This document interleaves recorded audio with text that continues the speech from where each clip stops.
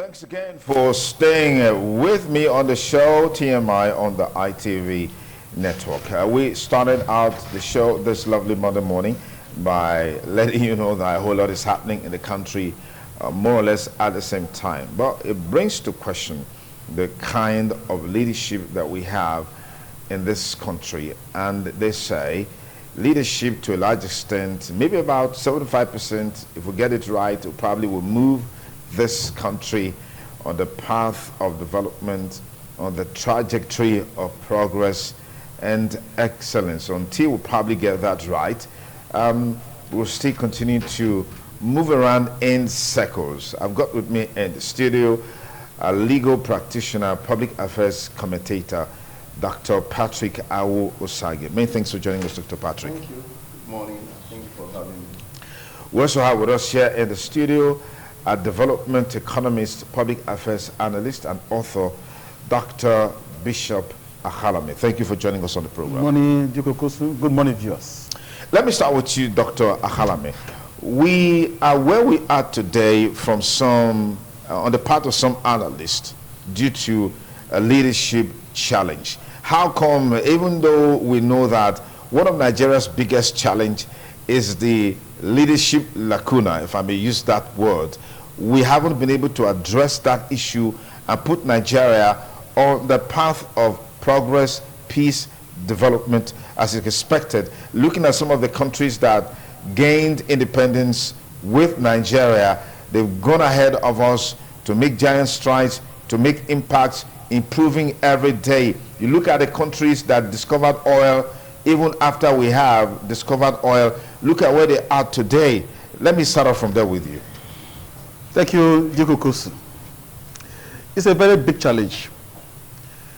That the problem we're having in the country is not far from what you have just what you have in the composition of your introduction or your inauguration.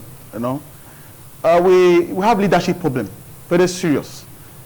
Leaders who are not administrators. Leaders who understand the problem of this country, but they lack the solution to it. Leaders who are still using a level settling approach to address issues. And as a matter of fact, it's as if we are romancing this problem instead of solving them. Yes, those countries have progressed, then we are still where we are. As the giant of Africa, we ought to have progressed, move forward, even join the league of second world nations like the South Africa. But today we are still where we are. Now, if you check very well, we have leaders who are self-centered, who think about themselves as they go into what? Power. They don't think about the people. They don't think about the growth and development of the country. What they think about is how I can enrich myself and enrich my cronies. So when you have leaders who put first his own personal pockets and the people who are within, the country will remain in stagnation, be caught up in the cobweb of stagnation. It will never move forward. Now, what will you have when you have a leader who is coming and you have ideas, beautiful ideas? Because before you say you want to contest an election, what pains is that before you say you want to contest an election, you must have been able to look at the problems facing us as a nation. Having the solution to these problems. So by the time you come on board, you don't need to be looking at, oh, what will I do first? What will I have to do now? How do I address this problem? You just keep the ball, hit the ground running. Then things begin to fall into what? Into shape. Now let me dive a little, because where Nigeria is, where we are now, as we are navigating the complexity of this reform that the president is putting up, initiating, and Nigeria are becoming poorer every day, and economic growth and development, we are not seeing it. Even when they tell you that the economy is growing, is it reflecting on the people? That's development. There are two different things. Economy can grow economically, but development is not there. And it must reflect your salary, reflect your per capita income, it must reflect your style of living. It must reflect your quality of life that you live. But today in Nigeria, they are struggling to even feed. The workers are struggling with inflation. They are in dilemma, thinking of whether to quit my job and sit at home or not doing anything. While the entrepreneurs, they are struggling to stay afloat. And we have leaders who are busy when they are on the road. You see them For 1 hour, you park your car. You see convoy. You have fuel inside. They are using those vehicles as if we have a lot of money in the country. And yes, we have a lot of money in the country. They are being diverted to the wrong use. Okay. Let me just pause it for a moment. I mean, so much energy. Dr. Patrick Awo-Sage, what is it about leadership making a lot of promises and having the opportunity to be in the office to fulfill those promises, and then we are entangled in a web of more promises? So we have promises galore and none being fulfilled, and the plight of the people not being affected. Thank you very much. It's very, very complex or complicated in some ways. But again, we will look at it the way it is. Niccolo Machiavelli had said, he said, power is not inherited. It is brutally taken. Brutally, take that word. Brutally taken. You don't inherit power. And now, Winston Churchill, one of the finest prime ministers of all time, he said in his word, and I quote him, he said, politicians don't believe what they say. They are surprised that you take them seriously when they were doing all this. They don't. That's one of the finest the world we can talk about his decent life and all he did for, the world, and himself and his friend Delano Roosevelt. They were great guys, wonderful men that helped. Look at what he said. Now come back home. How is our electoral process? That's what you should look at. Who are those that become leader? Who are those that eventually win election? Election is, it is a structure. Although there's an INEC, there's some, statutory ways to get in, but there are some other, natuna and some shady arrangements that is very, very clear. Even if we want to shy away, I'm a lawyer, they will say, come and prove it. I may not be able to prove everything, but I'm not blind. It's very clear that things are not done properly. So when you are expecting a man who had brutally, Niccolo Bonaparte said, the only time he said you should break the law. He said when you break the law, then take over the power, take over the control of the states. So these are the kind of mafia, criminal structures that we are seeing that have been witnessed over time.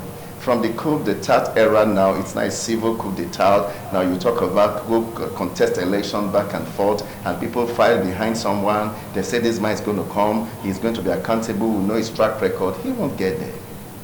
I know you too well. If I say now, oh, Sonny, come and do this, you will gladly do it. I know I can hold you to account. I say, okay, if I vote for you, but those your vote didn't really count, and you find them there, what do you say to them? So I think these are some of the challenges we have. And Nigerians at this critical time, we should start thinking again, there are a lot of factors. We shouldn't look at these men alone as the problem. Look at the Western world. Look at those big manipulators, those that benefit fast from your crude, those that are making things not stable, those that are telling you that Nigerians are crooks, are criminals, we are bad people, and they are all here. Those are the people you should be looking at. They are the people. Go back to history, colonial time. There was a divide and rule. There was this principle of direct rule, indirect rule. These were all mafia arrangements that they instituted back in the days.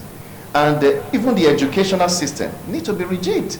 We need to de-educate and re-educate ourselves. Because before the advent of this modern schooling, we had a well-civilized society that even in Great Britain, they said, wow, they met a metropolitan city, a kind that is likened to the Netherlands.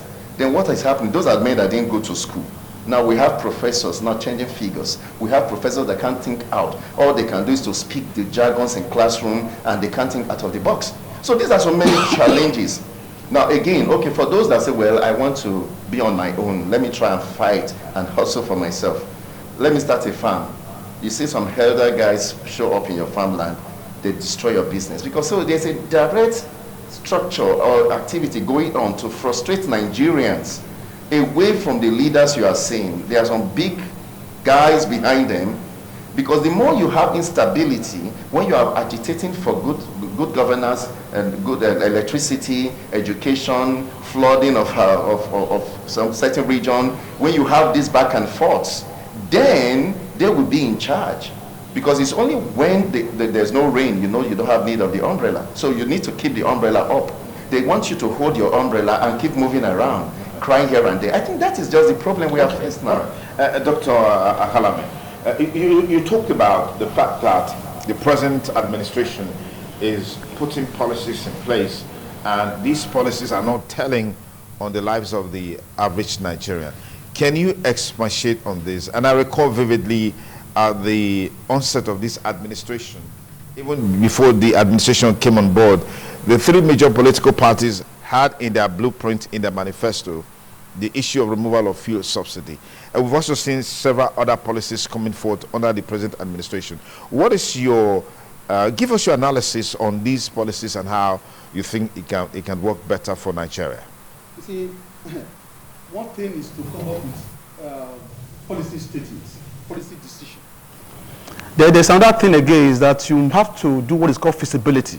As a research fellow, if you want to make any policy decision, the first thing you do is that you take it to the public, feasibility. Examine the challenges, the obstacles, how it's going to affect on the people, how it's going to the adverse effects and the positive effects. Then you weigh the cost benefit. Then if the cost outweigh the benefit, you withdraw that a policy. Now, when Mr. President came aboard, I'm telling you where we start having our problems. Even as Nigeria were complaining during the time of Buhari, it was not as hard as this. Buhari left the price of fuel at 179 naira. If I can still recall, it wasn't more than 200 naira. Nigeria were still living okay. Then when he came, maybe he wanted to demonstrate to Nigeria that he has the political will to do all this. But it's not good under the democratic system of government. You must subject your decision or public opinion. Then you came, you said, fuel subsidy is gone. Without looking at the consequences of this policy decision. Because all the sectors in Nigeria revolve around the petrol, the fuel. Everything we do today is centered on fuel. So anything happens to the price of fuel, it will reflect in the living standard of every Nigerian. It comes across board. Then you say fuel subsidy is gone. Fine. When are the mitigation measures? When are the plans before making that policy decision? That was number one. Then to complicate the issues, he came and devalue our currency by floating the naira, which is not good economically. So I begin to wonder if a government is set up, if there are no economists around him, that should say, sir, no, don't do it like that, do it like this. You float the naira, where in economy where we are not producing anything, then the naira become helpless in the stock exchange market. There's no demand, is low because we're not selling anything. So the pressure is on dollar. When naira is just there, nobody's buying the naira, and the value is dwindling every day, to the point that a time will come. If you want to buy a bag of rice, you use Ghana must go to take our money to go and buy Ghana must buy what the bag of rice, because the value of the money is diminishing. Then central bank did the worst. Overprinting of the naira, printing of the naira currency, flooding the market with our naira, which has resulted to what inflation today we have in the country. Now, I can tell you that from here now, from local to Ring Road, if you don't have 500 naira, you cannot go. Assuming you work in one of the secretariats in Sable, where they pay you minimum wage of 75,000 naira. And you move from here, 500 naira, then from there go to Sable, 500 naira, then 1,000. Maybe you just manage as a civil servant to eat 1,000 naira, which not even do anything. That is 2,000 naira. Multiply it by 22 days, you're having about 66,000 naira. They remove it for your minimum wage, you 75,000 naira. How much do you have left? Of course, you're having about 4 to 5 or 7,000 naira left. You are paying house rent. You are paying children's school fees. There's need for you to change your wardrobe. There's need for you to keep your money for speculative motive or precautionary motive. Then where are you going to do this? You see, when Nigerians are becoming poorer. So these are some of the policies that Mr. President that were not well thought out before implementation. But do you know why I'm worried? If you're a leader and you are very responsible, and you think about the people first, and your government is people-oriented, when people say this decision is affecting us, you listen and backpedal. That is why I love former President Goodluck Jonathan. When you make a decision and people are saying no, because they are the reason why you're in power, you backpedal. You don't become stubborn when you are a leader. It's not about all this super dean attitude. Yes, I can do it. You become very proud that I need to remain here. My decision is final. You must be flexible in your decision making. Pressure group, people of different group are going out. Do this. Mr. President, because remain adamant. And Nigerians are suffering. I am not too happy because Nigeria, they are resilient. They have this strength. Despite all this economic, political, and social handles, Nigeria they are very still consistent to become very compatibility and what to demonstrate this compatibility and usefulness, and to endure all these problems we are having. And the leader, they remain adamant and they refuse to do anything. Okay. I weep for this country. Let's take a short break. It's still TMI on the ITV network. We'll be back with you with more on our conversation today on the state of the nation, government policies and impacts on the plight of Nigerians. Stay with us. TMI, every opinion counts. Thanks again for rejoining us on the program TMI on the ITV network. I've got Dr. Patrick Awo-Osagi, a lawyer, public affairs analyst, and of course Dr. Bishop Akalame, who is a development economist. Gentlemen, once again, thank you for joining us. It's a pleasure. Okay, there's something that you said a while ago that is quite striking, that those who are on the stage dancing, there are people behind, both Absolutely. internally and externally, playing the drums. Perhaps the typical case of the hand of Esau and then the voice of Jacob. Can you leverage on that? Because you see, today, there seems to be a growing respect and applaud for Ibrahim Traore of Burkina Faso, even though we are seeing all the reactions that are trailing, the leadership in that country. What's the implication for the African continent? I mean, using Nigeria as a case study. Now, looking at it critically, it's obvious that I have never taken Nigeria seriously ever since I started thinking right, because it's the same language. I can see the way Bishop is so agitated, and I can feel his thoughts and pain in that light. And the truth is, our country is like we are not really independent the way we claim to be. And that's how Africa has been structured. But why I'm also a little bit comfortable and happy is that after the Second World War, Hitler had made so much boasts that he was going to put black people in some kind of cage. We're supposed not to live as human.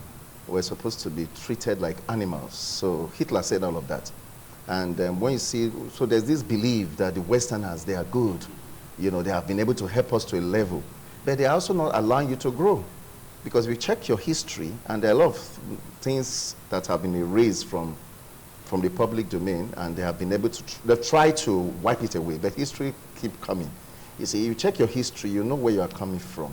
And you see those Rastafarian, the musicians, they try and they killed a lot of them, but Nesta Marley, Peter Tosh, Lucky Dube, they all died in the 30s, 40s, because they were agitating. Walter Roney that wrote how Europe under developed Africa. You see, he was celebrating, at 88, they killed him. So these are people, just check it out. So those guys that came out to try to change, to say things against them, somehow you heard that something happened. What? It's not just internally. It's a scheme, it's a cartel, it's a mafia clique. If you've seen the movie, The Godfathers, you understand a whole lot of transactions that go on. And that's what is going on. The person of Ahmed Tinubu that Nigeria are insulting is not the person. It's a system. And Nigeria, I wish to borrow words from, it's not Sheun Fela now, Sheun's son. What's his name? Fela's son, the musician, the younger one. He said Nigeria is a captured state. Ezeko may eventually say and use that also. You see, if you look at it from that angle, why are we that daft? You see an erudite scholar, somebody like Ahmed Tinubu, the president of this country, who had worked in an oil sector and he has been able to grow his own personal business. He has been able to succeed personally. And to a great extent, you can say the great work he did in Lagos, even if you have some back and forth, that's not my thoughts now. But what I'm saying, why Nigeria? Now, why he said subsidy is gone? Because he knew from the onset there was nothing like that. It was some money shared among some people. So all we are talking about, what are you subsidizing when we have everything here? And what is it? So the man tried to come up, but the same structure will come up again. See, there's an extent you can go. You can't be here and there. Buhari actually wanted to do, he got tired. So these guys, they are forces within. We call them cabal. The local ones you call cabal. That's their boys. And they are not just politicians alone. That's the problem we have. We think they are politicians. They are even clergymen, pastors, imams, and all captains of industry. They are all in this. They invite them to New York, to Washington. You go there and then you have some business. They talk to you. You are our person. They give you some award. They give you a honorary doctorate degree. And you know, all those things, they used to draw you close so that they can manipulate you. That's why Traore is going to succeed if he keep up with what he's doing, because he's cut off from them totally. And that's what Nigerians should do now. We have the land. How can 67% of your arable land be on cash exportation crop and nobody is disturbing them there? The little one we have to feed is where you have the herders coming around. Why? Because they don't want you to have food supply. You remember what Awolowo were told during, what's his name? During the Civil War. He was brought out from prison. Go on, ask him, what do we do? They say, you have wisdom. He said, yes. How will you be feeding people you are fighting with? Stop, cut the food. If they are hungry, they will not have strength to fight you. And that's part of the things he did. And that's exactly what they are doing to Nigerians. When Nigerians are hungry, you can't think right. Nigerians will be very happy, creative people, but now they are struggling. Not Otto Bismarck, Joseph Stanley, Chancellor of Germany. He once brought chicken and pulled the feather and started to, he said that's how they treat the masses, suppress them. When they are so hungry, they can't feed, they can't pay their medical bills, they are dying of hunger, then we can manipulate them. You can call them in a political rally and give him 10,000 naira, he will gladly receive it because he doesn't have the money. And you know your children are there, they are hungry. So that's the problem we are faced with. It's not just about a leader, somebody who wins election. I'm not really interested in the elections. I'm not interested. I have never been, because I understand this game totally. If you can see it from that angle, you will have a better perspective on how to get this whole thing done. We need to start de-educating ourselves. All this idea of, when I mean de-educating, we have read books, we have seen all of that. We have to start looking inward. What can we now do? Thank God for great men of God that are already coming. When I mean men of God, pastors and imams and all whatnot, they are all coming now to see. The owner of Amza Airline is a big-time farmer, and he owns a university. Now people are now investing in themselves. Now, outside building schools and building cathedrals, we should start having industries. What are we doing? Assembling vehicles. Private owners can start doing that. Looking at cutting away from them. They are not the only ones that have this technology. After the Asian tigers rose in the 60s, we know this technology has to be circulated around. You don't have to go to America to get it. You can go to China. You can go to other regions to get it. But the sanctions will come. Let them give you sanctions. Just take that lead and free your people. So look back at home. We can't feed. You have so much food perishing in the bush because no good road. You think the governors don't want to do it? The funding, you see a lot of people, that when the money comes, why do you have governors being fought? Because when the money is, the allocations or wherever it generated the funds, when it arrived the government house, the forces that start saying, we know how much you received. Sonny, you received 20 billion and you know the rules. He said, but we need to. He said, no, come, don't, give me my own. And then if you say, no, you want to work, they say, okay, you will see what we will do. They start seeing all of trouble. All this fighting of governors, fighting of senator and president, it won't help anything. Let us look back and sit down and look inward and see what we can really do. I think that's the big problem. On a final note, if you look at it, what are we studying? What you call your curriculum, basically, is what they just bring something and keep pushing it. We have a lot of unnecessary courses we take in school. Go back abroad. By God's grace, we have traveled and we have seen some things, and we see the way they study. You studied diplomatic studies or international or history. You are studying history in one textbook and they are reading to you. But over there's room for traveling. This is where This Berlin, can you travel? They say, no, just be reading it and writing notes. So how will you understand? So that's the problem. You see somebody said you are studying medicine, and sure, that's what discouraged me from medical sciences, because that was my first love, because I couldn't just connect with the kind of system we are having. And the structure that we have. The structure we had. Now, when you see kids excelling outside of the country, because of the enabling environment, the same people that created that enabling environment, they are the same people destroying your own. They are. Because once they keep you in need, the desire to travel to America, do you know what they get as visa, application fees? Yeah. That's a source of income to the American government. Yeah. And then Nigerians are here, struggling to live. And when somebody leaves, he bring one expired car, and then they said he's now a rich man. Because we have been so unknown to you that they have used your head, they have been able to manipulate you. That's why I have often said, we should look inward and look away from government. NGOs should come together. Churches should come together. Mosques should all come together. And let's salvage our country. Because when you say you are going to go by the political structure, it won't work. Okay. That's how I see it. All right, Dr. Akalame, is this government's impact in terms of policies blighted by the agitations for 2027? I mean, we saw the celebration of the party recently at the summit in Abuja, where there were endorsements to the left, to the right for Mr. President. What I want to talk to you. You see, what I saw is your situation is laughable. Why do I have to say that? Is that election is 2027. Mr. President just done about 2 years, and though he has done he had done tremendous things, tried to improve the economy, but these things are not showing because of the dangers of the policies that have already implemented. Yeah, but you use the word tremendous things. Yes. Tremendous would mean that those things are impactful, and Nigerians are feeling it. No. If I say tremendous things, is that it's like somebody who did not study, who did not read. You want to write an exam.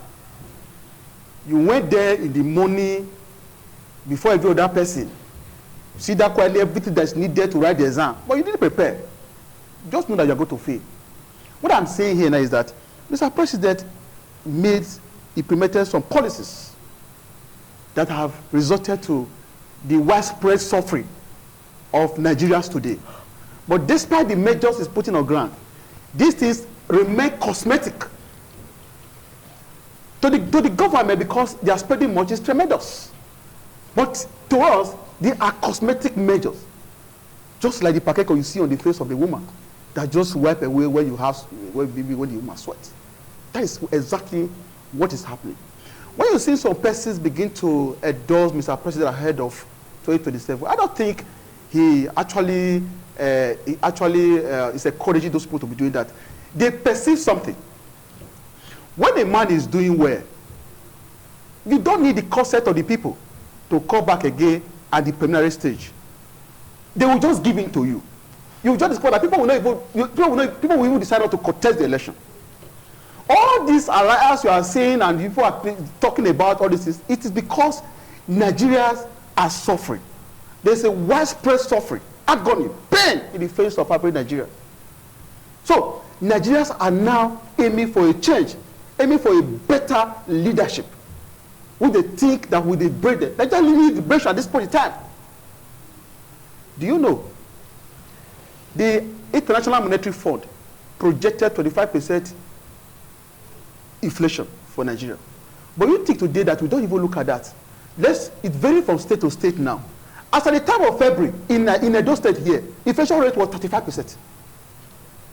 That is now above the projection of the International Monetary Fund. The cheapest state now to live in Nigeria is Ondo State. The inflation rate there is about 30.4%. You can see buy things very cheap. Because the kind of people who are there are not too egocentric. They are not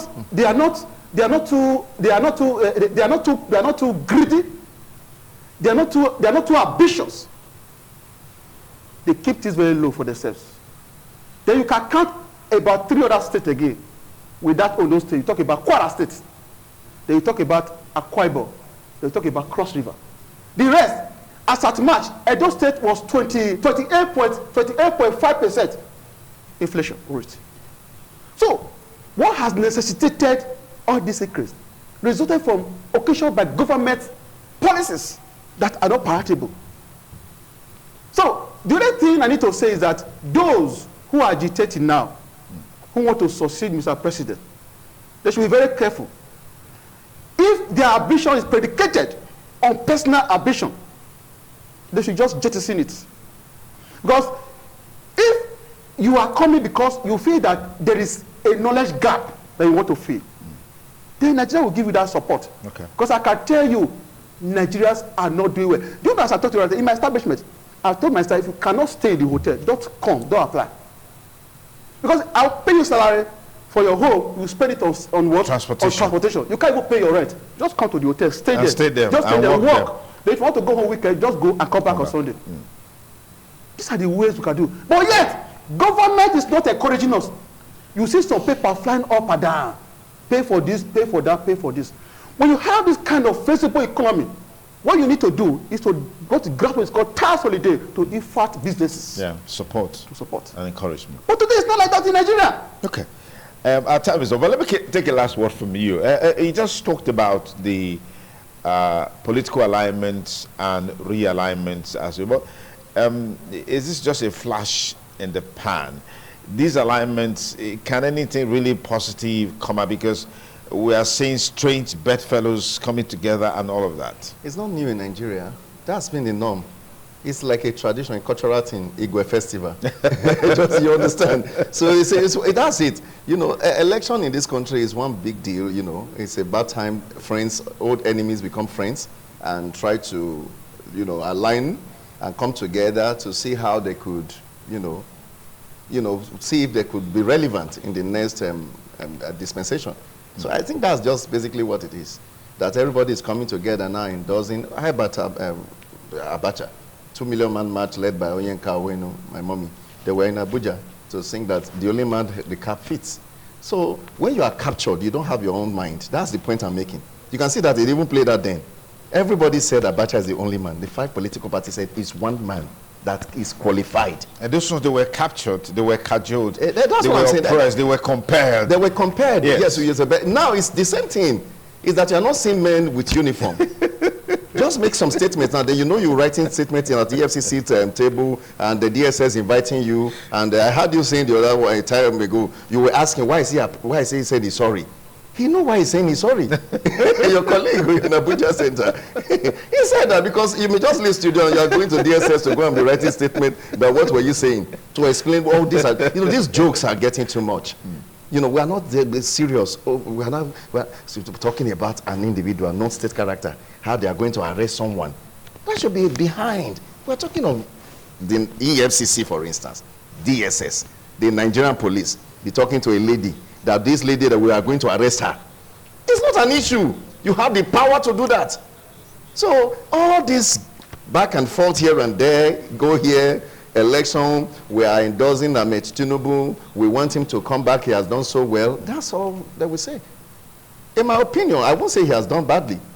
Yes, I won't say so, but Nigerians will say, no, why, what are you saying? I won't say because I understand the system. It's not about him. Bring another person tomorrow. Look at, nothing much have changed. You can see it's gradually, when Buhari was there, we were saying Buhari have killed us. Before Buhari, we said the man there was better. You know, they keep praising. So we keep going backward. The praises are going backward. So when he leaves tomorrow, you know, say, wow, Ahmed Tinubu was a colossus. That's what Nigerians will say. So we keep hearing this again and again. What we need to do, like I said, it's not about the government. We need to look behind what's really wrong. We say we are a federal state, and what kind of federalism are we practicing? Okay. And that's basically what we should be looking at as a people. And it's not about government now, because if you say you want to run for election, that's okay, this is the constitution. Because human beings. Okay, let me pause. We'll come back in a moment as we gradually wind up the program. Stay TMI on the ITV network. We'll take a short break for a commercial. TMI, every opinion counts. Okay, thanks again for rejoining us on the program TMI on the ITV network. Dr. Asage, you were saying. Yes. Like I said, it's like the popular Igwe festival. That every year we come together to celebrate the new whatever. That's how politics is too. Now they know, okay, 2027 is here, 2025, 26, so we have to start meeting our friends and those guys that want to constitute the opposition.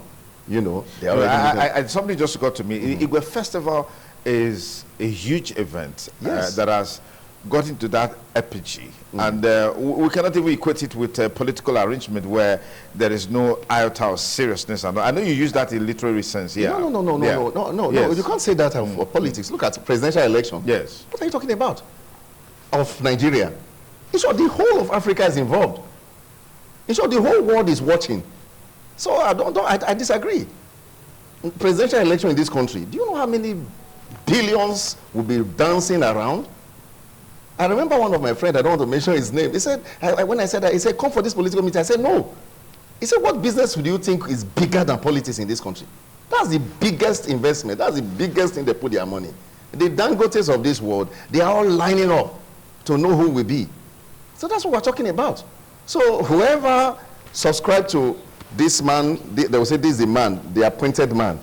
The anointed man, not appointed now. The anointed man, okay, the anointed man, we need some other persons to validate, to authenticate the background of the inner workings.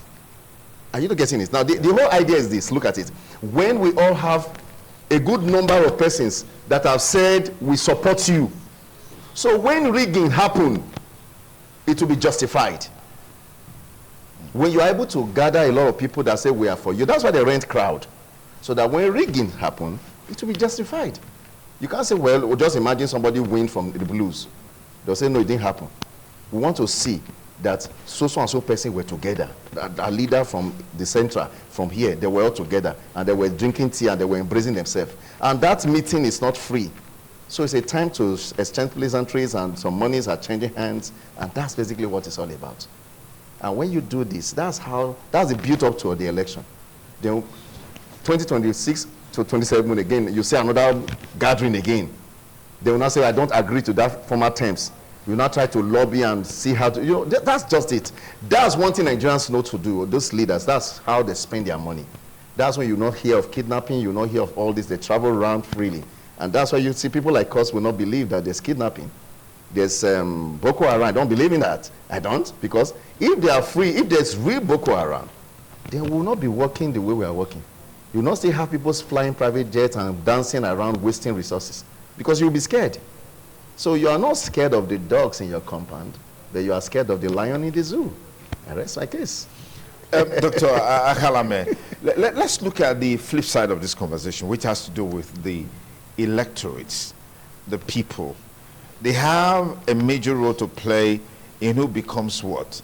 But oftentimes, we see that they are not able to exercise that power. They're not able to, you know, mobilize themselves to be able to exercise that power. I watched a documentary yesterday on Romania. The Romanian president won Ceausescu, who was very brutal, tyrannical, dictatorial. I mean, all the negatives as it relates to leadership and governance, he had it. And the people held him accountable, eventually got him out of power. But in Nigeria, it's always difficult to muster that kind of mobilization. Do you know why it's like that? The people are under the influence of some political leaders who take from those aspiring and tell the electorate the reason why they have to vote the man in power. Let me explain this very well. If you check it very well now, in every ward or in every local government, there are leaders, political leaders. And these leaders, the electorate, are loyal to these individual leaders in their ward, their units, their local government. So sometimes, even when you have a leader, you have a governor, or you have a president whose policies are not friendly, even when they are hungry, when the time for voting comes, they don't reason those things. They reason what the leaders will tell them. That time they will not be telling you, don't you know that a person they do politics follow. If you reach your hand, you reach our hand. So when we begin to have such kind of people in society, we can never move forward. When I contested the Edo election 2016, I flagged off my campaign at the Selu Market. Do you know that some women gathered? They were clapping for me. After the event, some were coming. Oh, I'd love to vote for you, but you don't get money to give us. That's it. You see, the people love money. Whether you have what it takes to change the narrative, as long as you have the money to give to them, they will vote, they will forget history. Nigerians don't remember history when it comes to election time. What they are after is the money. They are led by their so when the money comes like this, they forget so easily. They can easily be deceived by grading engine, bag of rice, wrapper, just name all those petty things. Before you know it, they'll collect 2,000 and they'll go to the field and vote for the wrong candidates. Why do you organize debates? I love ITV channels and your sister television who organize debates so that the electorate can make a better choice. But you see that after all the efforts, the resources, the time you put in to engage those... They won't show up. Even when they show up... They won't, most times they don't show up. Even when they don't show up, they don't show up. They don't have... Some of them don't show up. They don't have something to give. They know how to win. They don't have something to give. They will tell you that don't worry. When the time comes, I'll have canvassers. Just give them money, they'll go and knock their door early in the morning, as early as 5 a.m., give them 2,000, they'll tell them who to vote for. They'll go to the field and they'll win. But when we begin to operate like this, then we say Nigeria want to move forward. Let me say something. When Nigeria progress, I told you, when Nigeria progress, Nigeria is an entity. When Nigeria progress, Jigo Kosu will progress. Bishop Akalame will progress. The other world will progress. So that means we must put the interest of this country first before any other thing. Before the political party, because it is because we have a nation. That is why we have all these various political parties we have. If there is no Nigeria, we will not be having political parties. So that is why every one of us, all the electorates, jettison money, listen to policy documents, read those policy documents, listen to plans, listen to policies of those people who intend to become your leader. Then you go to the field, irrespective of political affiliation, vote for the right person. Then, when the person begins to implement those policies, then you'll be smiling. Even when you sell sachet water, you make money. Some of our people are running away. Look at the other time I was at Benin Republic. I brought her 200 naira to eat food for my Igbo lady. God, I didn't change my money to Sifa. I was eating. After I said, I have not changed my money. I said, bit 200 naira. This woman gave me change. Of course. After eating. Because at that time, it was 3 to 1 naira. But today, see this here, Benin Republic here, their money is more valued than the naira. There are people now leaving the country, go to Benin Republic here, go to Ghana. This jet of Africa, we have everything that we need to better this country. But what is happening? Some politicians have made politics a vocation. They have made politics a profession. No second address. So once they are there, they say, thank God I'm here now. That's when you see them start building houses, buy cars, carry a lot of women, spend our money on frivolities, and the expense of good roads, infrastructure, and education. Do you know education in Nigeria have been abandoned? That is why we are here today. Because a country without knowledge, where there's no knowledge, there's no education, that country can never grow. That's correct. We need knowledge to navigate. Today, I'm using the microphone. It is the product of knowledge. Today, I'm talking here in the studio. You know of Nigeria, they are listening to me. The product of knowledge. I have told people, you drive a good car. People went to school, acquire knowledge, and put it to use, and today you are running a good car. Our youth want to use good phone. A product of knowledge. Have we been able to commercialize our knowledge? Because there's no knowledge to commercialize. Our people go to school, they come out, the only evidential document they have is a certificate. I have a 2-1. Which does not reflect in their mental resources. If you don't give them a job to do, they can never monetize the knowledge acquired in the university. Because the government has not emphasized the importance of education.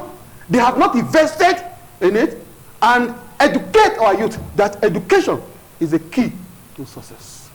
Dr. Awosage, I'm still talking about the flip side of this conversation where the electorates can come in. Is this a deliberate plot or strategy to keep the people perpetually down akin to the Joseph Stalin example that you gave.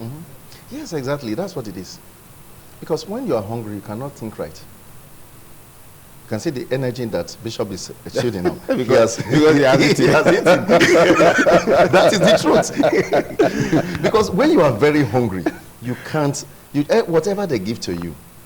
You know, they say Nigeria, I heard you talking about Nigeria happening to people. You know, you get to a time in your life, you just say, okay, no problem, it's fine. Whatever it is, you know, because that's it. You see, when we live like this, and the unfortunate thing is that some of these leaders really mean well. Some of them mean well. They mean well? They mean well. Are you Some sure of them, about I said this? some. I didn't say all of No, them. even the some. Are you sure they mean well? They mean well, but because most times, mean well, you try to relate it with the reality on the ground. There is a huge disparity. What I'm trying to say is this. They can't do it. It's just like maybe we're together and it's okay, let's spend some money to do something. Say, no, no, no, no, no, no. Somebody will say no. And the moment you go there, go and tell the senior leader, and that one call you to order. You better be careful. That projects, government projects, there's a way they do it. You start one and, you know, pamper it there and then start sending the money to do some other things. Then during the election, you now start grading their roads. And that's how they do it. So they will give you the know-how. But unlike before the Bermuda time, there was nothing like that. So somebody must school you. They'll give you when to start a project during rainy season. When the rains are heavy, the tractors are there. Oh, the rain is the one disturbing us. So these are the strategies. They will tell you not to do it. Because they say, oh, what are you trying to achieve? It's not as if they don't know all these things. So if you look at it critically, when children are out of school, look at it today. Children are out of school. Unlike those days, can you guess a program on television that were, you know, helping the minds of children, young people? No, people are no longer reading. They are no longer studying. When you read now and talk about things, they say, where did you get that from? I beg, leave that in. That's not what we're talking about. So when we don't study anymore, we are not inspired by the lecturers that are even teaching us or lecturing us in school, and things are not going the way. You see your brother who has a 2 master's degree, is still trying to jump on the bus, and he doesn't have anything. The younger ones will think of their laptop and how to press it and see if the money will come out from the other end. And if they start making money, there's nothing we tell them. There was a guy who said, look at your younger brother. He said, there's nothing I will tell him that he will listen to because he have money to show. All my mom will ask him, do you have money? The food you are eating now is your younger brother that brought money, and you are here talking. So these are some of the issues. So Nigeria are like defeated people, and then we are now there, we're just waiting. And that's the unfortunate state we are in. And we really need to start encouraging people. Just look at the average Nigerian. Go drive on the street. You see everybody is agitated, at the exception of very few. You hardly find a Nigerian slowing down for people to cross. Very difficult. No, I do it all the time. Impossible. You know, most of the time when I slow down, they don't want to go through. Yeah. Because somebody is planning to kill you. Because are you really normal? Are you well? To stop? Yes. Go drive. Yeah. And people are honing behind you. You see, that's so chaotic because of the mind of the people. They have been so depressed, oppressed, and suppressed. And that's the state we are in. So to get this out, it's a whole lot. It's a whole lot. And I think the religious body, we have to come in big time. And then thank God for the message of Christ and Muhammad's and all whatnot, messages across, helping to make people speak and sit down. But again, having taught them that the gospel of Jesus Christ, don't you think they need to eat some rice at home? So they need to be taught on how to be engaged. Because when you are not depending on waiting for a woman to come, they share wrapper for them. I not get wrapper again, then you join them. But if you have some little things you are doing, learning a skill like ITV, God bless ITV for those acquisition centers or the stuff you put together to train them how to make soap, how to do a lot of them can survive. Nigerians are basically surviving, you know, just to survive to see the next day. Just remember, okay, look at what happened during the cashless period. You saw a lot of people were dying. A man got into the bank, stark naked. I was shocked because they work, they generate money to eat that day. So every other day, if they can't work, they won't be able to eat. And that's where a lot of people died. Sickness took so many. A lot of people, you know, a lot of things happen. They're not talking about schooling now. That's how they have dehumanized Nigerians in a country so blessed by God, and this is what we see. So it's a deliberate attempt. All this idea, and again, I think the church should stay away from politics. Most of the time is the church that they go and tell you they are doing Thanksgiving. They should do Thanksgiving at the center of the city, not inside a particular church, that they are members of our church. You become a genuine member if we see the virtues of Christ, manifested through you. Know that people have been oppressed, people are dying, people are being kidnapped, and then Obama's cut his vacation. When he had Mutalab almost blew up the plane, he left his family and went back to office. We need to work. What are we celebrating 2 years in office as what? What are we celebrating? This is 100 days in office. That's not what day of celebration. If the people you are leading cannot get by, I think it's a big problem. Go to the ring road and see frustrated young men and women. Go around town. That's what pushed some of them into drug addiction, into a whole lot of stuff they are doing, vices here and there. Young girls that don't want to go into the other night work, they find them getting pressured into it because there's no way to survive. You say, well, why can't they go and learn a trade? Learn a trade, and is that trade able to take care of you? That's the point. Who is going to patronize you? You need connection. You need somebody to launch you out, to push you there, to say this is what you should do. I think that's the problem. You know, Aminu Kano said, Nigeria will never know much of peace until we have a country that's a son of a nobody, that don't know anybody, become somebody in that narrative. I think that is what we should be looking at for. And I really hope and believe that we should start thinking away. When I say thinking away from, not that we will not get involved in government, that's not what I meant. Now, you need to pull out a little and establish yourself and try to find a way to do something, not complain too much, because when you agitate too much, you may not have the strength to build capacity, set up businesses. Like I tell my friends, there are businesses I set up. I don't really have business with that because I need to create a means of livelihood for people. Yes, that's why I set up some businesses. I'm involved in several businesses. Why? Because I need to. That's if everybody, if you are doing that on your own, Bishop is doing that, we are doing that. You see, we'll be reducing poverty gradually. And before long, these people will team up and they will fight those at the center. Because they will now know these are the real leaders, not those people. Fantastic. That is what I am working on. Fantastic. And I believe that will work. Look at that's what I believe. Dr. Akalame, let's get a final take, because I know you've been you've been actively involved in politics. The political parties, have they failed us? Well, I would say that they are capacitated in the sense that there is no much competition again. Do you know why? Because there were times where political parties were being funded by government. Today, members have to put out some money to run their parties. So we are now at the mercy of two political parties. And this party, they become very responsible to the people. And as a matter of fact, we can conclude to say that they have failed us. Very well.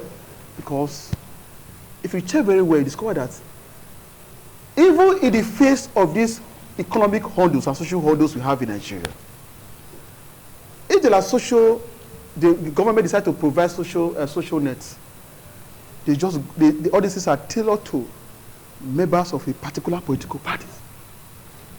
As if members of the Labour Party, members of A party, members of B party are not members of this country. So, Nigerians are suffering. Even when there are mitigating measures, they go straight to those cronies, to their cronies and members of their party. And because of this, Nigeria are not moving forward. Were political parties better when they were being funded by government? Yes. Were they better? Were they more impactful? Because it looks like it's still the same thing that we're saying today. It's not the way it is right now. If you check Nigeria, there's no vibrant opposition again. That's true. Do you know why? I don't want to tell you why. Go for research and find out why there is no vibrant opposition. No, you should tell us, because that's what I'm asking you. You see, let's leave that side. Why do you want us to leave that side? Because DSS is why do you want us to leave? Now, let me tell you something that is bothering me right now in my final note. insecurity. The country is no longer safe for the holo polloi, the less privileged, who cannot afford to go to the airport aboard the flight. As I talk to you right now, my whole community, UK community, where I came from, in Isako, is under siege. By who? By suspected Fulanese hunters. Our people are no longer going to farm. Those days, if I drive to the village, when I'm going like this, my father or my mother must have prepared gari for me. Put it in my boots. I'll bring it to Edo. Now, I have to send money to buy me gari. Even themselves in the village, they not buy gari. Do you know I called my mother 2 days ago? He said, do you know nobody is going to farm anymore? So those in the village, they not buy gari. That is the level we are now. They don't go to the farm anymore. Recent event now is that you'll be sleeping in your house. They'll just come at night and take you away. Then before you know it, they'll be calling your family, bring 30 million naira, bring 20 million, bring 10 million. That is where we are today. Communities are protesting. We have leaders.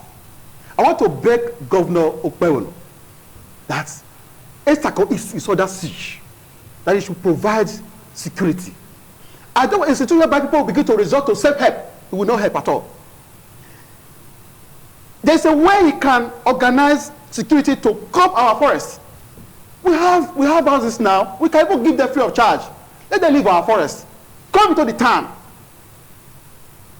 Take those rooms and stay. How will somebody who is reasonable go to the forest, the farm, and make it a place of abode? Then when you are in your farm, before you know it, after working, you want to go home, so people go away for you, beat you like a common criminal, take you away and scarce your people to bring money. We cannot continue like this. Are we saying that leaders they don't hear this? If now you have a business that connects you to states right now, you can't go. You'll be afraid. That alone has defeated you. You have a business you want to take to Lagos. Once you have this feeling that I hope the road is safe today, you will not go. Then once you don't go, it begins to affect your finances. So government need to do something. Everybody cannot fly plane to wherever you want to go. If you want to go from here to Abuja and come back, what kind of business will you be thinking about that will give you revenue or profit of 400,000 that you have to go aboard a plane to Abuja and to afloat? If not for only politicians. So government has to do something about insecurity. So let the people be free so that our people can go to farm. A time will come. The worst insecurity we can have in Nigeria is food insecurity, where people cannot no longer have food to buy. I heard what doctor said, there's no road to those farms. People no longer go to the farm sales. So we don't have the people no longer go to farm. That is the level we are today. All right. They say go to farm, go to farm, go to. I saw Mr. Speaker that day in his farm. You know, tilling all those. He was planting yam seedling. I applauded him, but I said, how safe? At this your at this stage now it's safe. Maybe at the point of harvest. No. But by the time they germinate, somebody will just take cows to the farm and eat them up. Or at the time of harvest. You know, you see the effort becomes just useless and wasted. All right, let me get a final word from you, Dr. Awosage.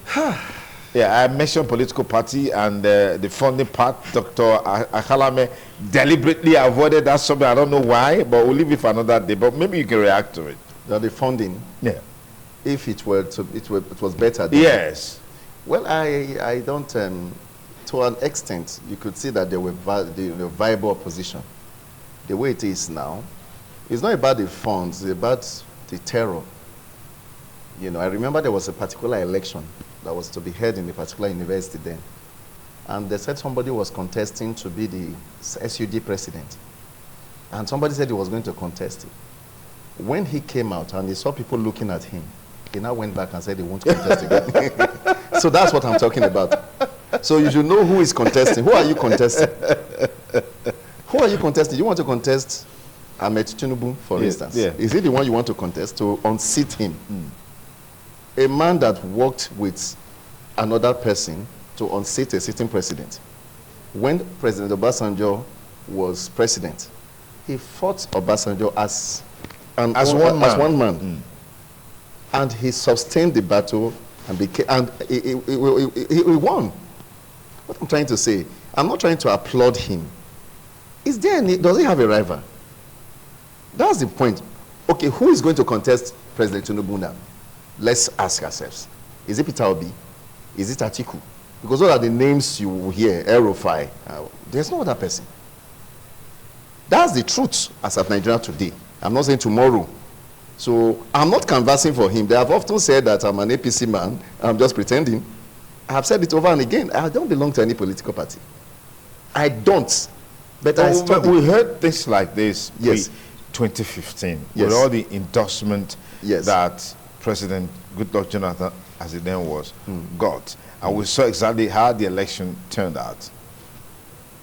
Is that not history repeating itself today with all the poor performances, the hunger, the poverty, the starvation that we are seeing, and the president and his cronies are more concerned about 2027?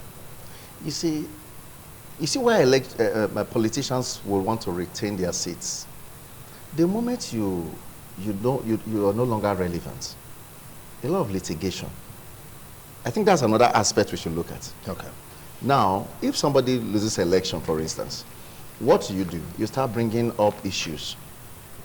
That's what the opposition starts doing. Shaming, trying to shame the outgone president. So some of these things we want them to perpetuate themselves in office or get people that will fight for them. I think that's basically how, when you are serious-minded, when you get into office, move ahead and start working. And when he leaves office, I think there should be some kind of immunity of sorts, not absolute, except where matters are proven beyond doubts. Other than picking on president, like President Jonathan should come and testify in court and all of those things.